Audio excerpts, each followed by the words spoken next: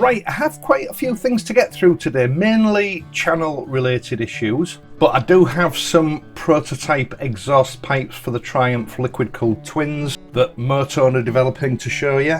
So stick around for that, they are rather nice, I'm impressed with them. A little bit of news about Royal Enfield, which is dipping its toes in the world of racing again after a 50 or 60 year hiatus. And a new direction for this channel, or at least a new direction for me. I'm not really sure yet, I'll explain that towards the end. First of all, just to answer some common questions that I keep getting. Willow, thanks to everybody that keeps asking how he is. It's pretty much the same. We're still limited to about 1 mile walk each day. I don't think that's going to change. His legs got no better, but again, it's got no worse. He does seem to have settled into this new routine now where we used to walk 8 miles a day. We can't do that anymore. On the whole, he seems a happy chap. I'm not too concerned about him, but as I said, thanks to everyone that's been asking. Secondly, music that I use in my videos. I keep getting asked the title or where I got the music from, and it's a little bit embarrassing really, because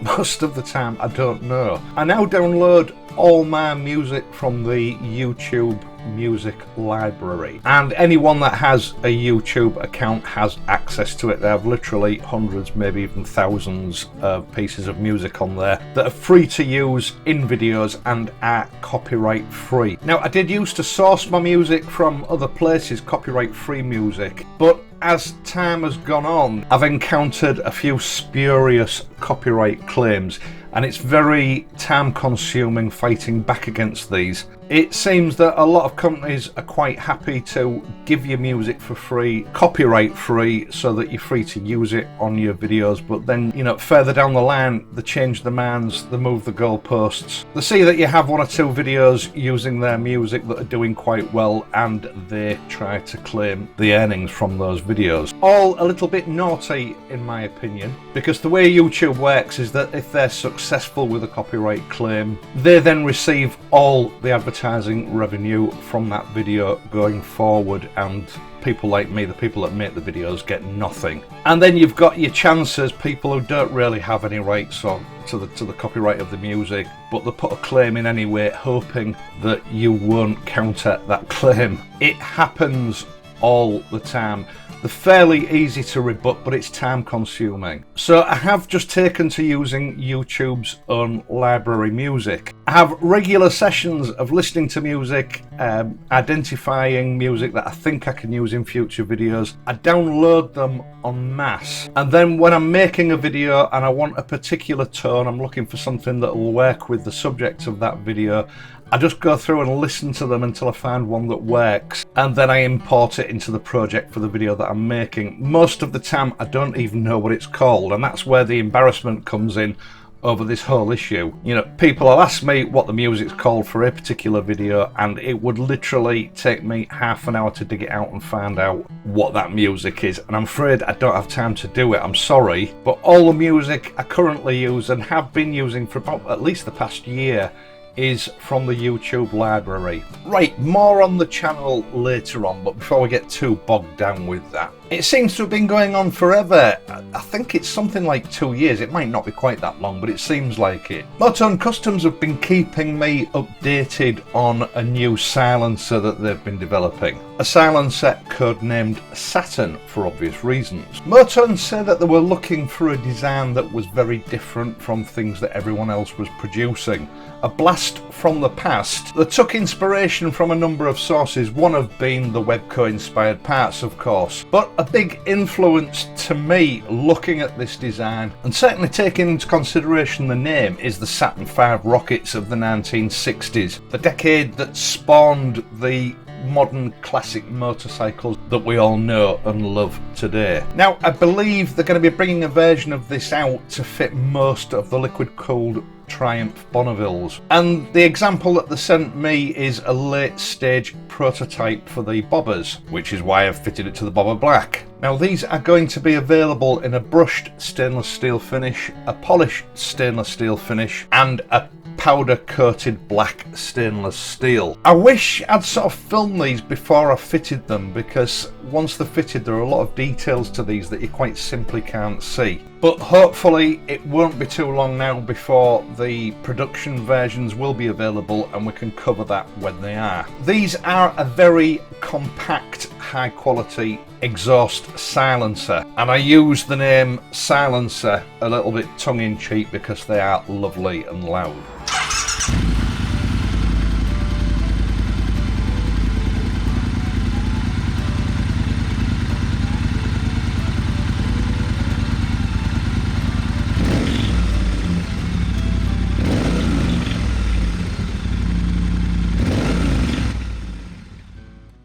Despite the fact that this is a prototype, so it's not up to production standards, it is extremely well finished and typical of Motone Customs' dedication to high quality. The main body of the silencer is, as I've already said, stainless steel, with this unique end piece CNC machine from aircraft grade aluminium. Motone have been really careful to keep the lines of this silencer very clean, despite the complications that putting that CNC part on add. Normally when we see anything along the lines of this design, it's got visible pop rivets all along the outer side of the actual silencer casing itself to hold it on. Motone, in their usual style, have gone down the difficult route with this, and it's actually held on with Allen screws through some sort of internal bracket. I don't know exactly how it all works, but it is an impressive piece of kit. Obviously the final version won't look exactly like this, although this will give you a really good idea of what to expect. As far as I'm aware, this is the only one in existence, so thanks very much to Motone for entrusting me with it.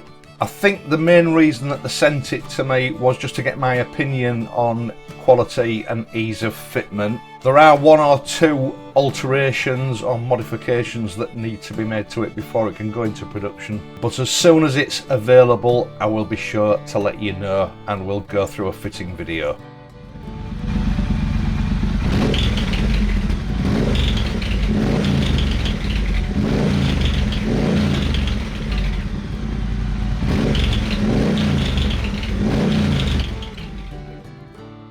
Now, Royal Enfield has announced that after 50 years they are entering motorcycle racing again, although I'm not sure on which level. I heard rumours about this and I've searched high and low for information and I was only able to find one article online.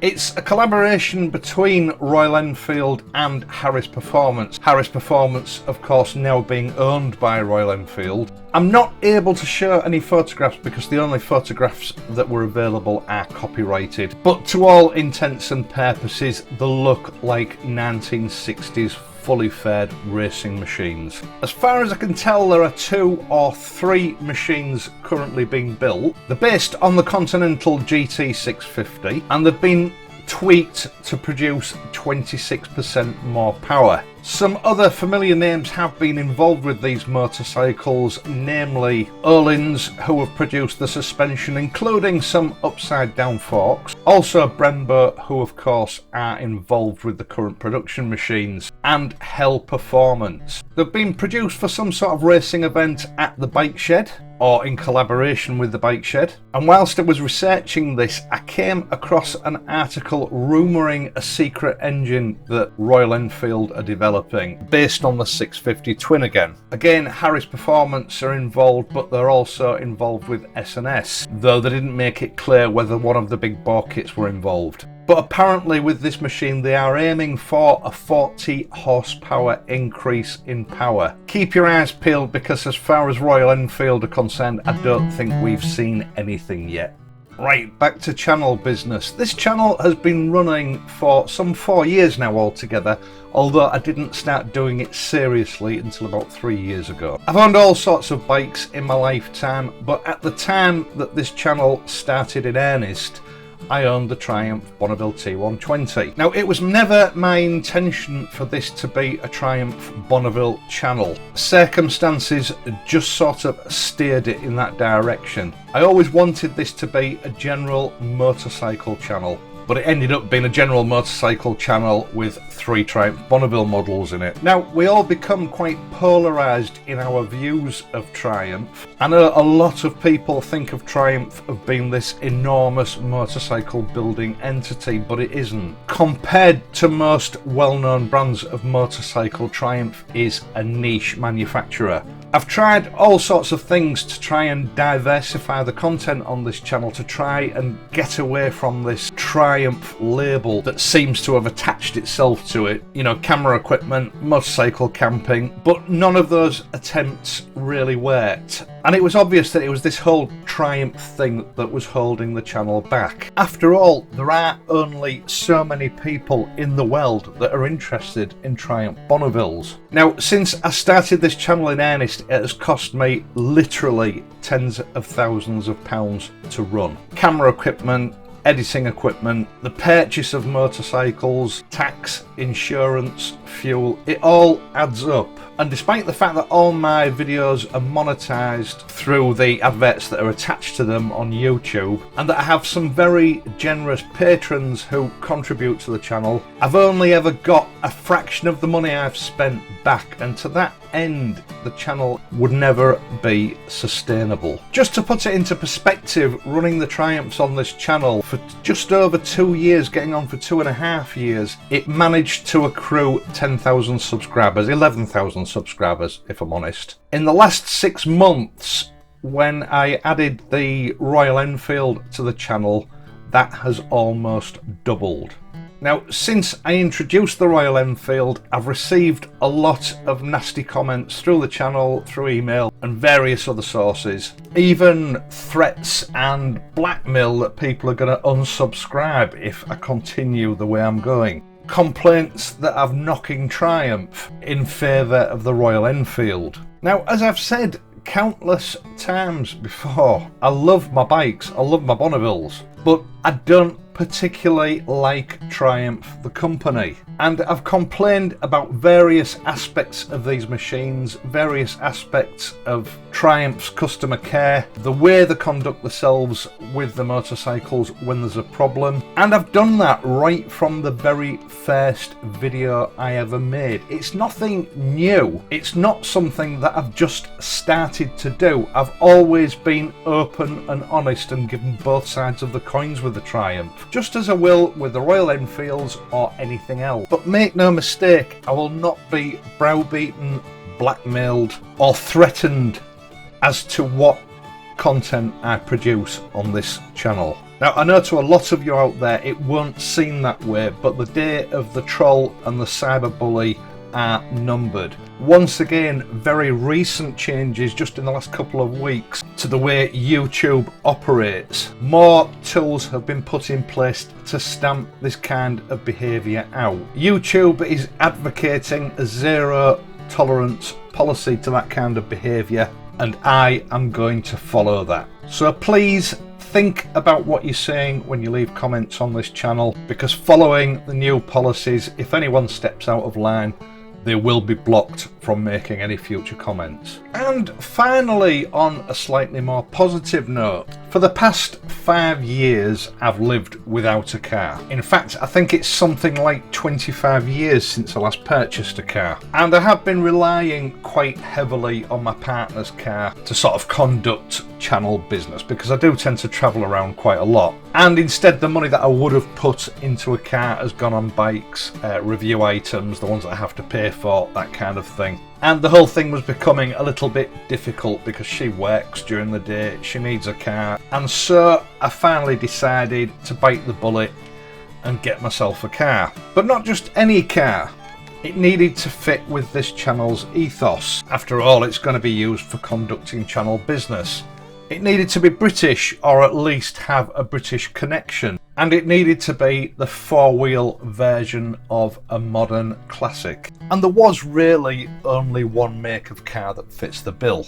So about a month ago, I took delivery of a new Mini Clubman Cooper Classic. Now, Mini have a very similar policy to the likes of Triumph and Royal Enfield, in that these cars are ultimately customizable. In fact, Mini themselves have hundreds of add-ons that can be put on these cars. And it is my intention to produce a series of videos as an experiment to see how it goes, along very similar lines to the videos that I've been producing for the past 3 years. But don't panic, it's not going to be on this channel, or at least that's not the intention. I have opened up a new channel. I've yet to upload anything onto that channel because I'm still trying to work out how I'm going to fit this in with what I currently do.